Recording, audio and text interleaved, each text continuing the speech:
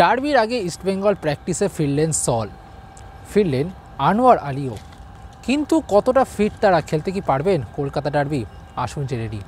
और ये धोनी की हुई जी गजब ग्रिप कैसे SRMB जैसे SRMB TMT बार की विंग ग्रिप टेक्नोलॉजी सीमेंट के साथ बनाए मजबूत पकड़। Grip is important. নমস্কার দর্শক বন্ধুরা, এক্সট্রা টাইম বাংলায় আপনাদের সকলকে স্বাগত। আমি সব্যসাচী রয়েছি এই মুহূর্তে যুবভারতী ক্রীড়াঙ্গনে। কিছুক্ষণ আগেই শেষ হয়ে গেল ইস্টবেঙ্গল অনুশীলন এবং ইস্টবেঙ্গল দল যদি আমরা কথা বলি, সত্যি কিন্তু এমন একটা পরিস্থিতিতে দাঁড়িয়ে যেখানে এই দলটাকে বিচার করাটা খুব মুশকিল হবে। তার কারণ ধারে ভারে কিন্তু এই দলটা অনেক ভালো, যদিও তাদের অনেক চোট আঘাত রয়েছে।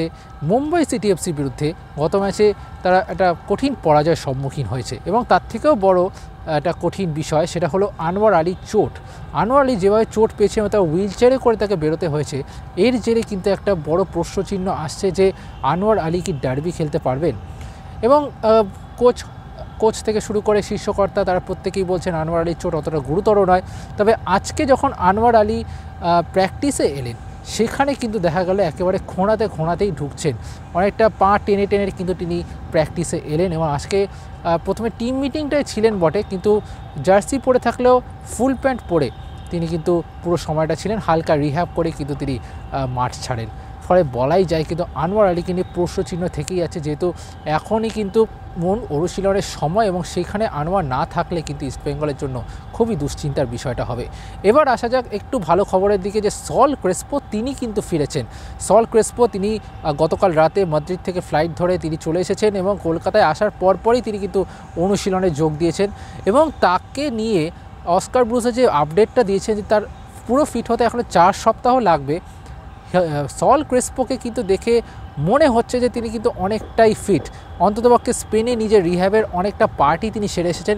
এখন ফুটবল মাঠে একটা নির্দিষ্ট ফিটনেসের প্রয়োজন হয়, সেই ফিটনেসের জন্য তিনি আজকে প্রাথমিকভাবে যে ফিজিক্যাল ড্রিলগুলো হয়, যে ছোটো ছোটো বল পাসিং, সেগুলো তিনি করছিলেন। কিন্তু তারপর যখন সিচুয়েশন প্র্যাকটিসে দল গেল, সেখানে কিন্তু দেখা গেল সল ক্রেসপো তিনি কিন্তু সাইড লাইনে চলে যান। তার সঙ্গে তার সঙ্গী হন কিন্তু সৌভিক চক্রবর্তী, যিনি মুম্বাই সিটি ম্যাচে শেষের দিকে নেমেছিলেন, তার গোড়ালিতে একটু সমস্যা হয়েছে, তিনি কিন্তু এখনও অবধি সাইড লাইনেই রয়েছেন, তিনি কিন্তু দলের সাথে পুরোপুরি অনুশীলন করছেন না। এছাড়াও অনুশীলনে ফিরেছেন মোহাম্মদ রাকিব, তারও চোট রয়েছে, তিনিও এখনও পুরোপুরি অনুশীলন করতে পারছেন না। প্রভাত লাকড়া তিনিও পুরোপুরি অনুশীলন করেনি। ফলে চোট আঘাতের মধ্যে একেবারে জর্জরিত এই লাল হলুদ ব্রিগেড। এবার কোচ অস্কার ব্রুজোর কাছে এখন প্রশ্ন যে তিনি কি একাদশ, কি ছকে এখন মোহনবাগানের মতো শক্তিশালী দলের বিরুদ্ধে নামাবেন, যে মোহনবাগান দল দুর্দান্ত ছন্দে রয়েছে, তাদের বিরুদ্ধে কি একাদশ নামাবে ইস্টবেঙ্গল, সেটাই এখন সবথেকে বড় প্রশ্ন। সেক্ষেত্রে মাঝ মাঠে জিকসন সিংয়ের সঙ্গী কে হবেন, ডিফেন্সে কি কম্প্যাক্টনেসটা তৈরি করবে, কারণ মুম্বাইয়ের বিরুদ্ধে যে স্লথ ডিফেন্সের পরিচয় দেখিয়েছে ইস্টবেঙ্গল, সেটা সত্যি চোখে দেখার মতো নয়। এবং আক্রমণে বৈষম্য আনা কি চেষ্টা করবে লাল হলুদ ব্রিগেড, সেটারই কিন্তু প্রস্তুতি চলল আজকে মূলত সিচুয়েশন প্র্যাকটিসে। যেটা বোঝা যাচ্ছে যে নন্দ, মহেশ এবং পিভি বিষ্ণু তিনজনকেই হয়তো ব্যবহার করতে পারেন কোচ অস্কার ব্রুজোর। এছাড়া হয়তো ডিফেন্সে এক প্রকার বাধ্য হয়েই 2 বিদেশি স্টপারই হয়তো যেতে পারে ইস্টবেঙ্গল। তবে এখনও অবধি সেটা বোঝা যাচ্ছে, তার কারণ আগামীকাল তারা বিকেলে অনুশীলন করবে এবং তার পরের দিন অর্থাৎ শুক্রবার সকালে অনুশীলন করে তারা কিন্তু রাতের বিমানে করে চলে যাবে গুয়াহাটি।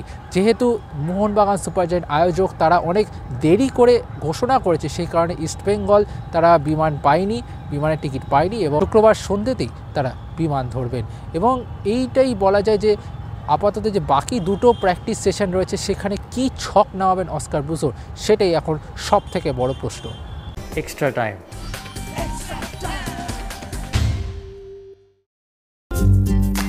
লেটেস্ট নিউজ আর এক্সক্লুসিভ ভিডিওর সঙ্গে আপডেট থাকতে এখনই সাবস্ক্রাইব করুন আমাদের ইউটিউব চ্যানেল।